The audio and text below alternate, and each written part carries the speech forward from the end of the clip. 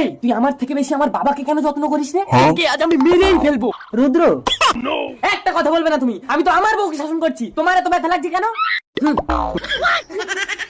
আসলে বৌমা, তোমার শাশুড়ি বেঁচে থাকলে আমি তোমাকে বিরক্ত করতাম না। না না বাবা, আপনার ছেলের কথা ছাড়ুন, আপনার যখন লাগবে চাইবেন আমি দেব।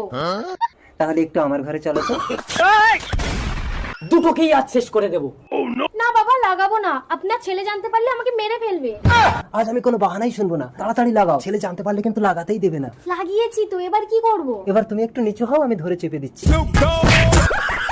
বৌমা, আরেকবার আঙুলে ভালো করে লাগিয়ে একটু চাপ দাও তো। আরে তুমি একটু নিচু হও, আমি ধরে চেপে দিচ্ছি। বাবা আমাকে তুমি ক্ষমা করো, আমি তোমাকে ভুল বুঝেছিলাম। তুই আমাকে সবসময় ভুল বুঝেছিস রুদ্র। বৌমা আমার জন্য ভাত নিয়ে আসলেও তুই ভাতের থালা কেড়ে নিয়েছিস। তাই আমার সমস্ত সম্পত্তি আমি বৌমার নামে লিখে দিয়ে আমার বাকি জীবনটা কাটাতে আমি বৃন্দাবন চললাম। বাবা পিতা স্বর্গ